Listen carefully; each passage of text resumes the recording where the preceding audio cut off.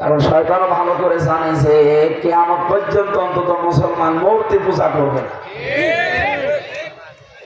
বলছে ঠিক, তাহলে এত মূর্তি ভাঙা লাগতো? হ্যাঁ, হাত ব্যথা হয়ে যায় মানুষের। শয়তান আপনার কাছে হ্যাঁ সত্যি সত্যি মাটির মূর্তি বানিয়ে বলবে না যেভাবে পূজা কর, কারণ শয়তান যাতে মাতাল হলো তাহলে ঠিক আছে, ও বলবে না। কিন্তু এরকম শিরিক বহু আছে যেগুলো আপনাকে সূক্ষ্মভাবে ঢুকিয়ে আপনার ঈমানটা নষ্ট করে দেবে। সেরকম শিরিক বাংলাদেশে নেই। আর এক নাম্বারে সন্তান দিতে পারে কে? আরো জোরে। অন্য কেউ পারে, কিন্তু বহু মানুষের বিশ্বাস কিন্তু করে যে না, বিভিন্ন ফকির আছে, পীর আছে, দরবেশ আছে, আমাকে তাবিজ কবজ নিয়ে নেয়, হুজুরদের কাছে যায়, পানি পড়ে দেন, আপেল পড়ে দেন।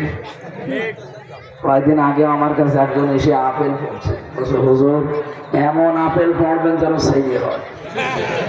কি করে? আমার মেয়ে হয়তো এখানে আপেল নিয়ে এসেছি, এমন আপেল পড়বেন যেন মেয়ে আর না হয় ছেলে। আরে ভাই, আপনার তো একটা সন্তান আছে, এখন আপনি ছেলে হয় না এই জন্য আপেল পড়াবে। ছেলে ভয়ে না আপেল পড়ে যদি হইতো আমার ম্যাডামের 3টা মেয়ে হইতো না। কি বিশ্বাস মানুষের দেখে। আমি ওই সময় সেটা ফাতিহা করে ফো দেবো, শেষে বলছে এমন ভাবে পড়েন যেন ছেলে হয়। ও ছাতা আপেল ফেলে দিল, আপেল পড়ে ছেলে হবে। তাহলে আমার ম্যাডাম পরপর 3টা মেয়ে হইলাম, ওরে জনমের আপেল খাওয়া। এখানে আপেল পড়া তাবিজ করা না, ছেলে দেওয়ার মালিককে আল্লাহ। সুতরাং এ বিশ্বাস যাদের নেই তারা কিন্তু মুশরিক। আপনি কি রাগ করলেন?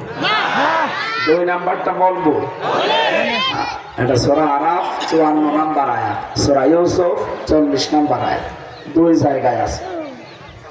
আল্লাহ রাব্বুল আলামিন বলেন আলা লাহুল খালুকু ওয়াল আমরু ইনিল হুকমু ইল্লা লিল্লাহ। সৃষ্টি যার, আইন চলবে তার। এই কথা বলে না কেন? হুকুম দেওয়ার একমাত্র মালিক আমার আল্লাহ। এই 2টা আয়াত অনুযায়ী আমরা বুঝলাম যিনি বানিয়েছেন আইন তার চলা দরকার।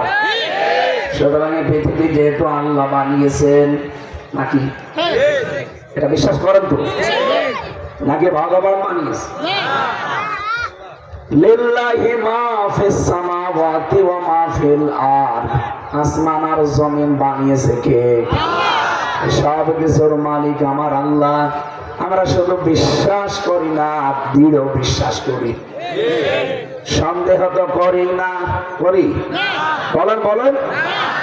সুতরাং এই জমিন যেহেতু আল্লাহ বানিয়েছে, এখানে আইন চলার কথা কার? বাংলার মানুষেরা কি মনে করেন আমি জানি না, আল্লাহর আইন বাদ দিয়ে পৃথিবীর তৈরি করা কোন আইন যদি এখানে কেউ চালানোর সিদ্ধান্ত নেয়, এর জন্য যদি দল করে, ভোট করে, মিছিল মিটিং করে, আপনি কিন্তু শিরিক করছে। আর শিরিক যারা করে তারা মুশরিক। এই মুশরিকদেরকে সবে বরাতে, সবে কদরে আল্লাহ মাফ। কথাটা একটু কড়া হয়ে গেল না? নরম করে বলি, কথা বলা যাবে। বসে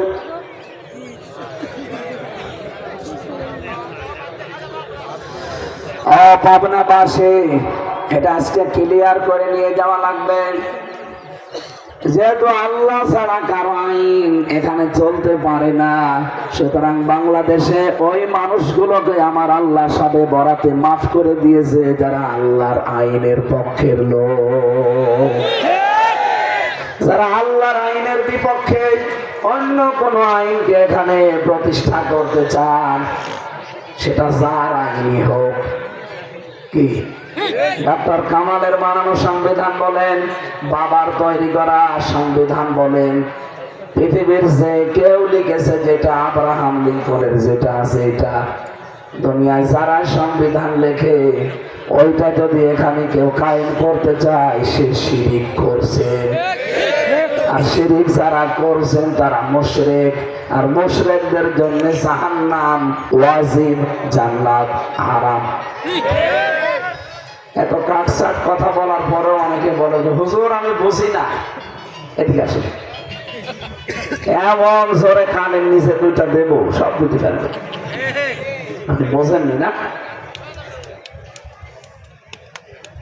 ভাঙ্গুরা বাজারে যদি এখন শোনেন যে ওই জায়গায় এখন তেলের কেজি 50 টাকা লিটার, আরে ভবানীপুরে 52 টাকা, 2 টাকা বাঁচাতে আপনি হেঁটে হলেও ওখানে যাবেন।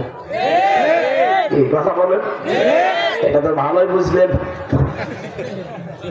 আর আল্লাহর আইন বাদে অন্য আইন এখানে চললে যে শিরিক হয় এটা বোঝেন না, আপনি জাতি মাতাল। তাহলে ঠিক আছে। কোরআনে কারিমে আল্লাহ জানিয়েছেন ওয়া রাব্বুকা আল্লা তা'বুদু ইল্লা ইয়্যাহু ওয়া বিল ওয়ালিদাইনি ইহসানা।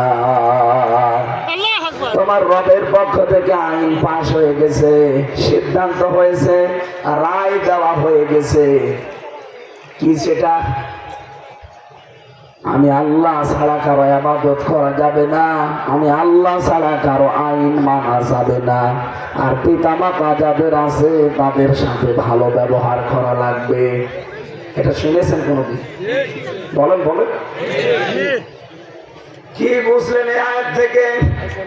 এটা আলেম বসে আছে এখানে, আল্লাহর আইন বানায়, আইন আয়াত অনুযায়ী কি?